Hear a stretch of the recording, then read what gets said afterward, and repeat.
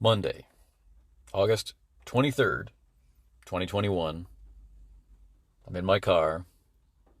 It's raining, and it's a very gray day. It's perfect. For RPG Day 2021, today will be one of the surprisingly rare days. I never would have predicted it at the beginning of the month, but it's been incredibly rare where I will use the large print prompt. So today, for the 23rd day of this 31-day marathon of positivity about RPGs, the prompt here on this podcast will be the word memory. In a real sense, the topic I have chosen to wrap the prompt in today could as easily have addressed the other three prompts, which were innovation, quick, and surprise, but I think it's best to label it as memory.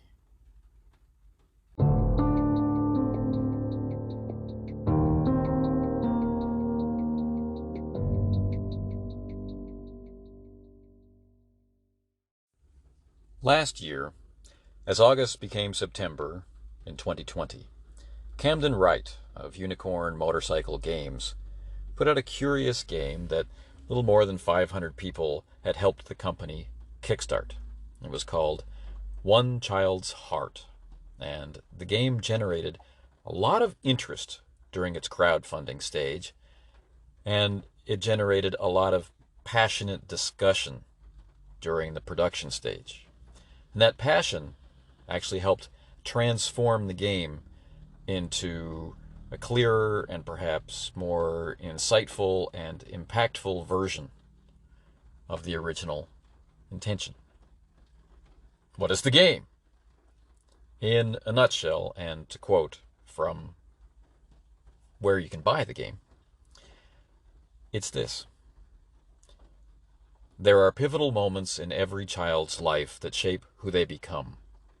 One Child's Heart is a tabletop role-playing game that invites players to take the role of child welfare professionals participating in a new mental health care memory exploration experiment. The Central Limbic Engagement Recovery System, or CLEARS, brings characters into the memories of these key moments to give support and guidance to a child who needs both.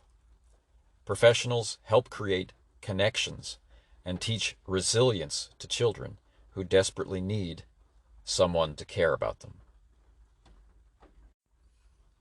If that strikes you as a heavy theme, I don't think that reaction would be wrong.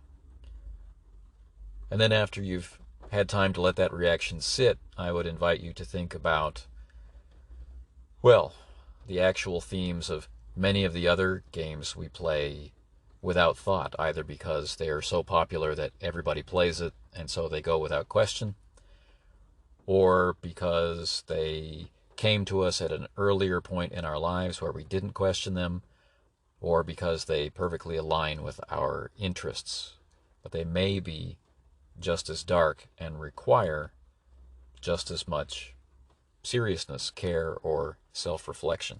So, from that point of view, the game is both easy and not easy to play, and while being both easy and not easy to pitch. To reach the light in the game means imagining your way through more than a person's fair share of darkness, and in a way that makes a person wish that the CLEARS technology were real.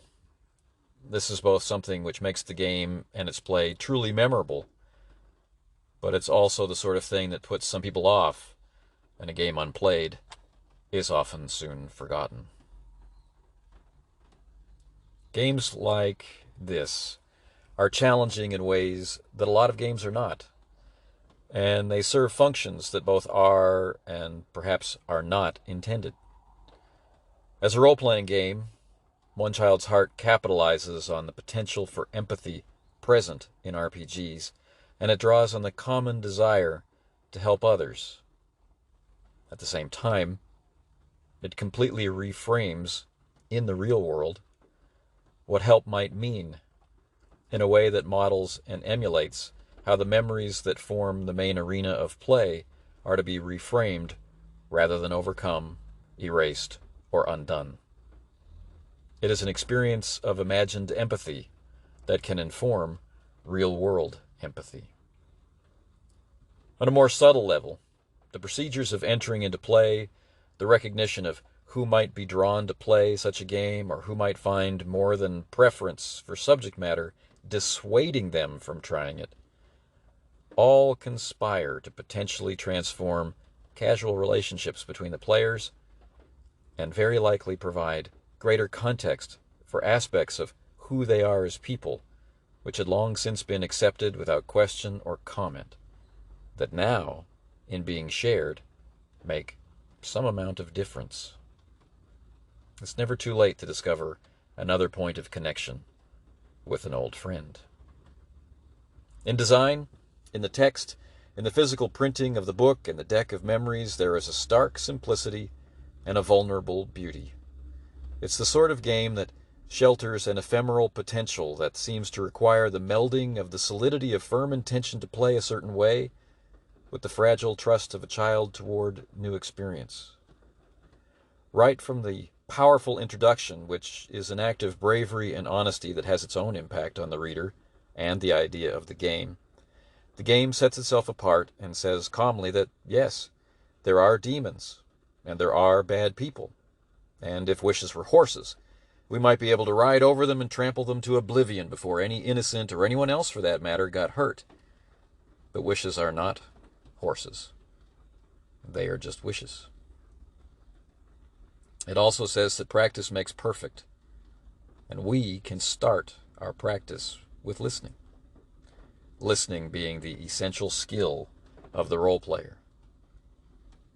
It is a game that should not be forgotten, even if not all of us can bring ourselves to embrace it enough to allow it to become one of our gaming memories.